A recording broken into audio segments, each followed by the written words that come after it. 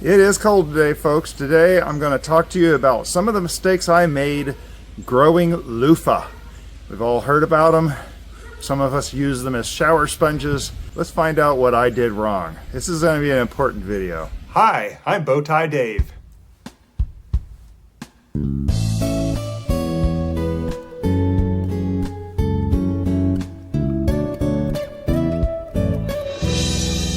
$45,500 loofah seeds. Oh, I'm such a great loofah grower. I'll be king of the world with my loofahs that change bathing time the world over. Hello and welcome to the Bowtie, Florida room. And I want to talk to you a little bit about, like I said in the intro, mistakes I made growing loofah this year. And if you followed along with the drama of last year, you know there was a lot of video, a lot of footage. It was fun. It was a blast, just to put it frankly. And we got a lot of loofah from it. Now, that bin over there actually has active mold in it, so we're not going to disturb that one. But these are good loofah, and some of these are just beautiful. I mean, just really beautiful. And we made a few mistakes along the way, obviously. And so, as you saw in the dramatic reenactment here in the beginning, there's going to be more to that coming up later in this video, so stick around. But we're going to talk about these mistakes. Now, let me just tell you, we love our loofah. Now, we have used it for, now this is actually my back scratch, but I've also used this in the shower, and we've also used them as disc sponges. In fact, this is the very sponge that we started with and that I've been using since December. And here we are in late February now. We have been using this for 2 months. When it gets a little nasty, we literally just stick it in the dishwasher and it comes back out. Now this is, you can see it's starting to lose its structure. This one here, we haven't used nearly as much and it's still got a lot of its structure. There's one more in there that we haven't used at all, maybe once, and it's just as solid as any of these. They're very solid. The structure of these loofah is really interesting. So we like them as the sponges. We like to eat them. We've gone and picked so many loofah and eaten them in place of zucchini. And yes, they taste just like zucchini. They're wonderful, folks. And let me tell you something. I keep saying this over and over. You don't have squash vine borers in these loofah. The stem on these is like a rock. You can't break it. I can't pull it apart. Even a small stem on these is very strong. So these things are so strong that the vine borers cannot get in the stems. So this thing produces prolifically without any insect damage. Only rarely did I even see an eaten leaf. And the bees were on it. They loved the flowers. They loved the pollen in it. They were just crawling all over it every single day for months. And I love the loofah. The loofah is just fantastic. And of course, you know, we harvested a lot of things. We had a big, huge harvest of the turmeric this year. We've done a lot this year. And it's funny because it's kind of been a hinky year for me because it's not such a consistent whatever harvest. We got a whole bunch of birdhouse gourds over there that we've been working on, and we're going to start converting those into birdhouses. We got ginger and turmeric and I mean just tons and tons and tons of stuff out there that we have been harvesting. I'm very excited about the year. The loofah is awesome. We are going to continue to grow this, except there's a few things that I'm going to do differently, and I'm going to talk about that at the end, so stick around to the end of the video. But one of the very first mistakes that I made with the loofah is planting it in an area that I could not control it.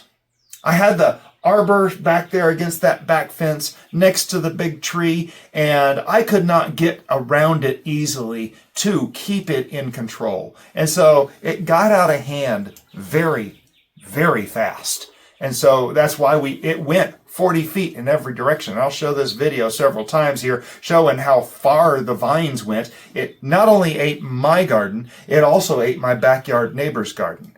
Now, folks, don't freak out, okay? Me and my backyard neighbor, we're friends, we're fellow gardeners, we do stuff together.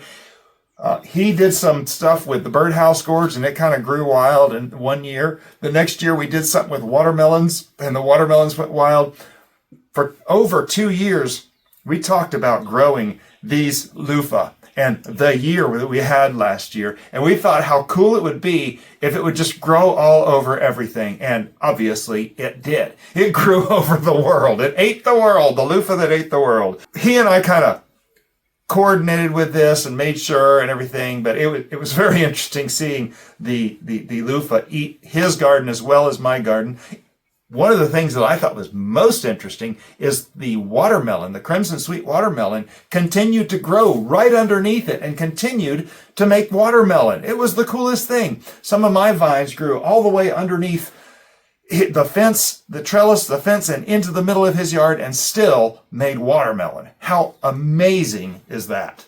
So yeah, not putting it in a place where we can control it. And we're going to talk about how I'm fixing that this year. Another thing, not only did I not control it, not only was I not able to control it, I really didn't even make an attempt. So not trimming it back at all is point number 2 here. The mistakes that I've made, yeah, I didn't trim this at all, and I should have kept it in control. Now, I had it on a small trellis. I had it on the 2 cattle panels trellis, the 16-foot cattle panels bent over. It is approximately 100 inches long, and that's just a tad over 8 feet. What's that close? Not quite, maybe 2.5, 2 3/4 meters, but it was not big enough really to grow our loofah on. And so it got out of hand. So I didn't even attempt to trim it back, mainly because I had no clue it was going to do all that. So as those vines went out there, I didn't even make an attempt to trim them back. And it would have been difficult because of the first point, I didn't put it in a place I could control it. Well, the next thing that I want to mention here is letting the vines eat the gardens. That was a huge mistake. And really, these first 3 kind of tie together because it's all very closely related. I should not have let these vines get as far as they did. They started climbing over the shade cloth out here that was on the backside of my big, not a trellis, and my big arbor, my big trellis system out here.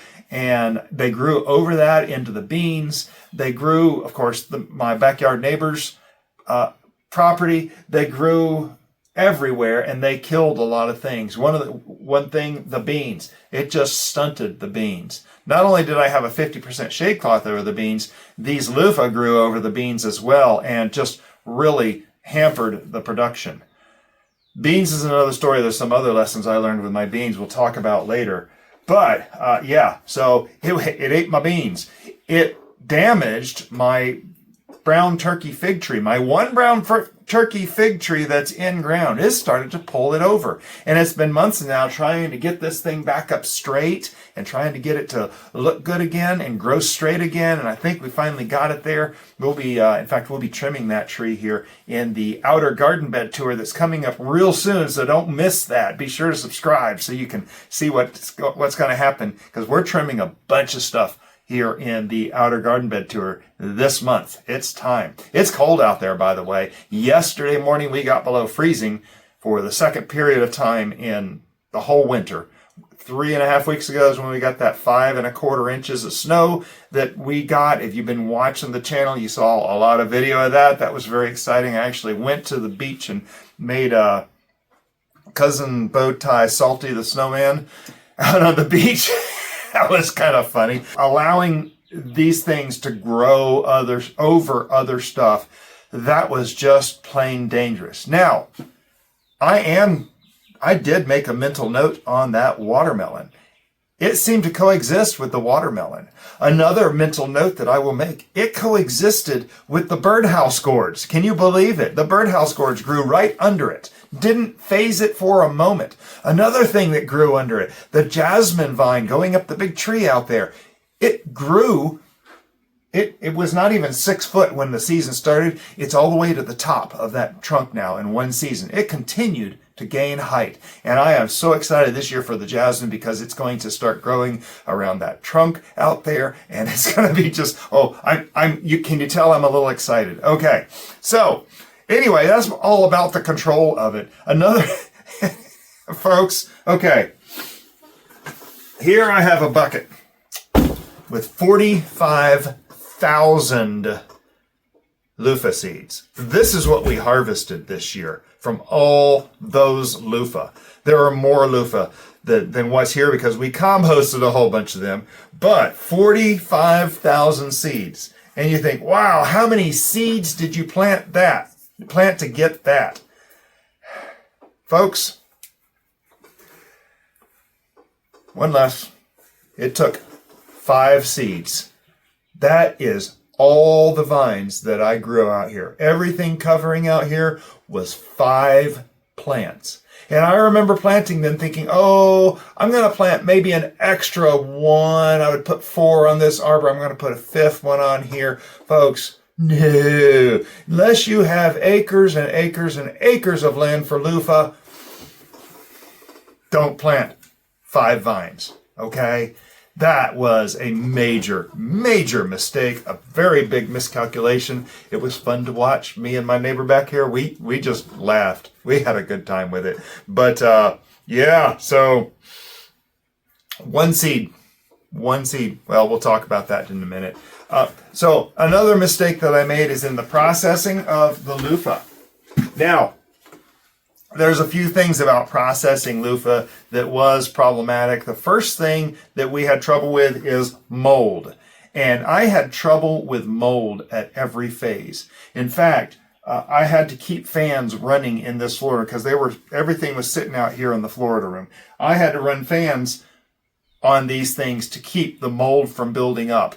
You can see, the mold is just terrible. In fact, right now, right here, this particular Loofah looks terrible. It is coated in mold, and it has had a fan on it for weeks. I've had these 2 fans running on low, literally for weeks. So there has been circulation out here. We're still getting mold. Now, I do not believe we're going to be able to do anything with most of this, and this is our good bin. I really don't think we will be able to do much with most of this simply because there are too many gourds. And mold will eventually get them unless I start storing them in a place, but frankly, I don't need this many gourds. The fact that this one sponge has been lasting for 2 months, hey, if I can get, let's say, 2 dozen sponges for the dishes that will last 2 weeks apiece, we get a few back scratchers. This is, I tell you what, this thing, oh, you got your pajamas on, you stick this down the back and scratch with this. You have never had a back scratching like that in your life. They're awesome. I also use this for the shower too, but here's the cool thing. You see how nice and light, in fact, let me just get one out here. See how nice and light this one is compared to this one? Yeah, this one is really clean. Now, I did make the mistake that one time of putting a whole bunch of loofah in the dishwasher. It kind of blew up the dishwasher with foam. It was terrible. Don't fill your dishwasher with foam. But if you want to stick 1 or 2 loofah in the dishwasher to clean them every once in a while, loofah do get moldy. Okay, they do get kind of nasty. But if you will clean them regularly, and let me tell you something, the dishwasher is awesome. You stick them in there, you run it on doesn't matter what cycle, the hot cycle, the regular cycle, whatever you use, stick it in the dishwasher, let that thing clean, and you have a beautiful smelling loofah. The cool thing about loofah is that after it gets wet, it gets real soft. In fact, if you use this in the shower, you'll feel it gets soft. It's an exceptional exfoliating scrub. I'm just amazed with it. I took a shower with this one, and wow, it did miracles for me. I had been sick, and it just kind of got everything reset. It was just, yeah, and it's huge. Look how big that one is. But yeah, so mold, and it's easy to take care of, not with so much. So anyway, another thing that we had problem with, and I'm looking down here at my notes because I actually have an outline.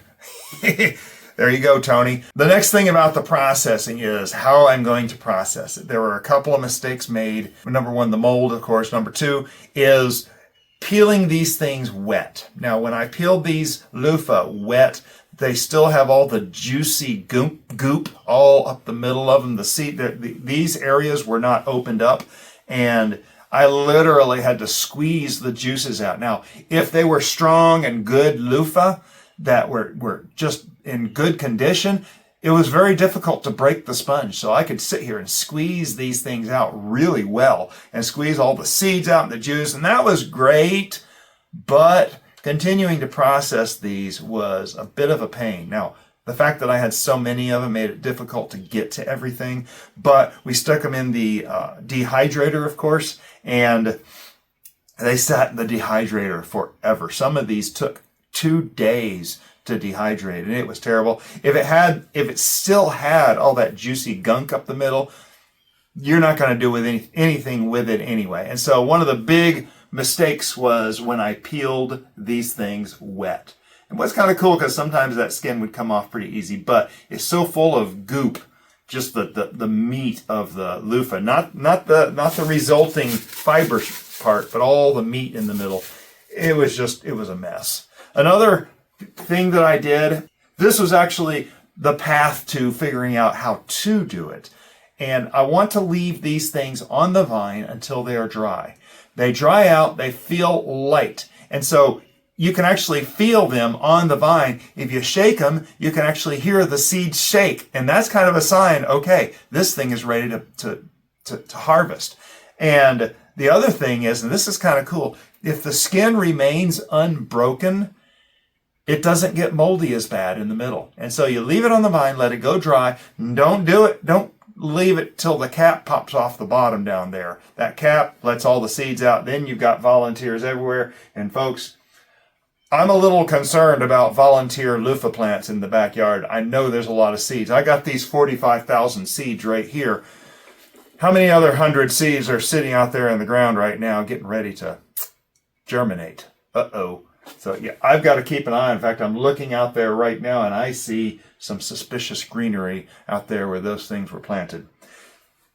Anyway, waiting for them to dry out just at the right time before that cap falls off on its own, because the wind blows, those things knock together, they knock against the trellis. Eventually that cap gets knocked off. You don't want that to happen. You want to get it before that, but after it's real light and you can hear the seeds shaking. You've got a couple of weeks in there, you can do it. You've got plenty of time. Let's get back to the rest of the dramatic reenactment.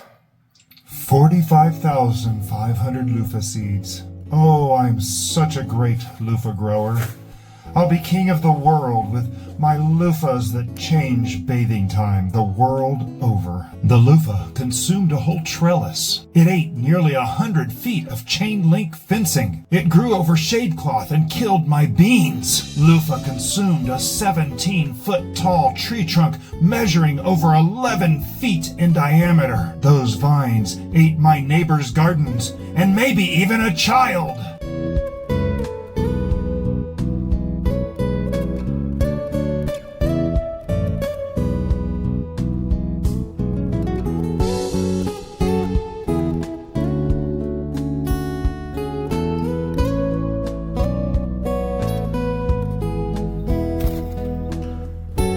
Maybe just one seed will be enough for us this year. So fixes, things I'm doing differently this year. Obviously from that dramatic reenactment, you can see that this year I am only planting a single vine. Mrs. Bowtie and I went back and forth, should we grow 1 or 2? I think we could do 2, but she has convinced me, let's try 1 vine this year. 500 loofah, people. How many loofah does a family need? Not 500 loofah. Even 2/5 of that is way too much. 200 loofah? No, that's probably too much also. So we're going to go down to 1 vine this year and try to keep that in control. That's the first fix, is don't grow so many vines. If you get a bunch of loofah seeds and your season is as long as ours is here in Destin, Florida, you definitely don't need that many. Now, interestingly enough, I got friends up in Ohio and other parts of the world, Washington. Some of you have commented on the videos, and we've talked about this ad nauseum for the past 6 months, I know.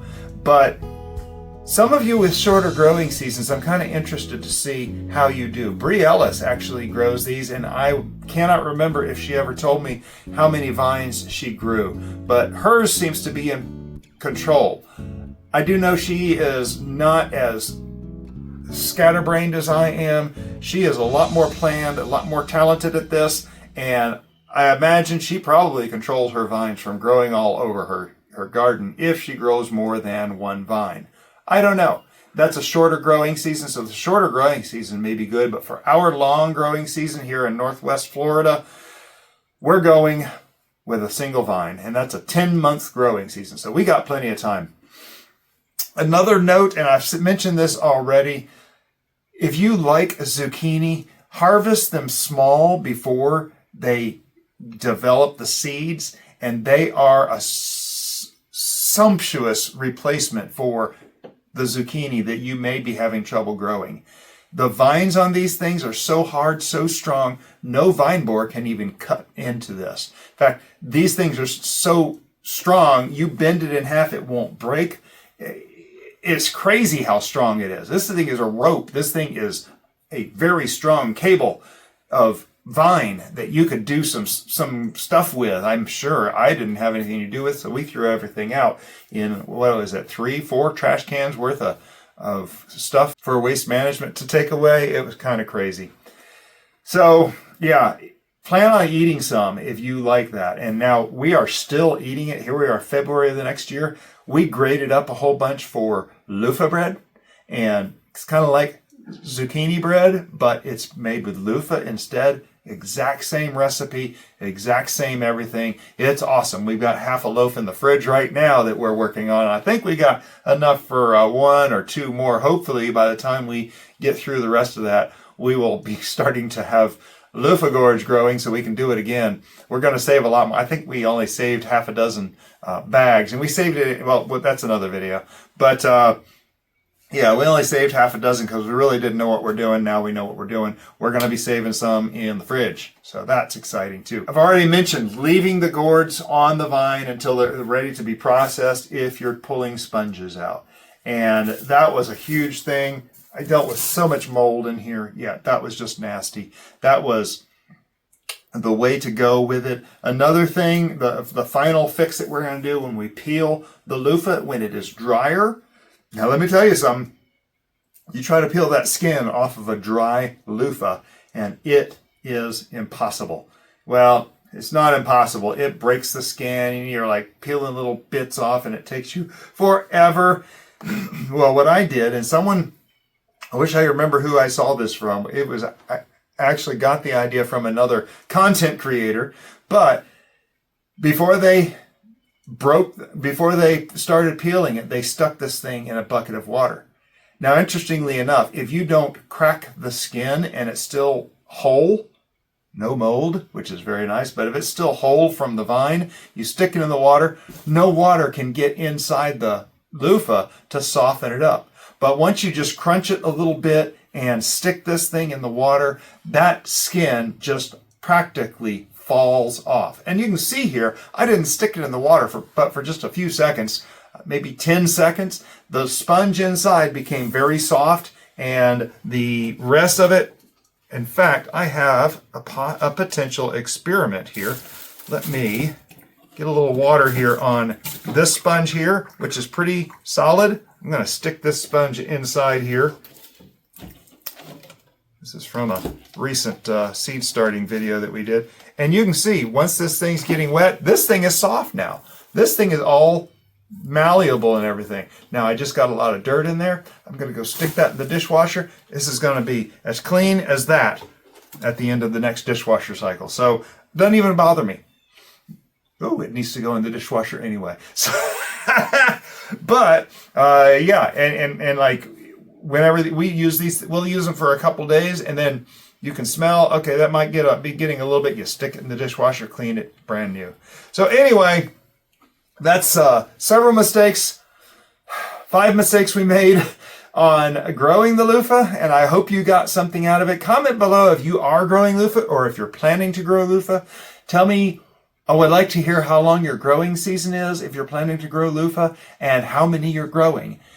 I would love to hear at the end of your year of growing things how it went, and make a video if you're a content creator. I would be very fascinated to hear more experimentation going on with the loofah. I hear a lot of people saying they're going to be growing loofah this year, and I'm excited to see it. So very, very thrilled. We do still have a lot of turmeric that we're working on. I'm giving turmeric away still to friends. I got someone coming over here soon. I'm giving away okra seeds. I got another person coming over for okra seeds. And we're growing ginger and all these other things. So be sure to subscribe so you don't miss the videos that are coming up here soon. We're even growing aloe inside and outside for medicinal purposes. Yo, think of that aloe, how good it feels. A lot going on in the garden, and we're just gearing up for a new year. Thank you for watching. Ask your questions and share your experiences in the comments below. Y'all have a blessed day.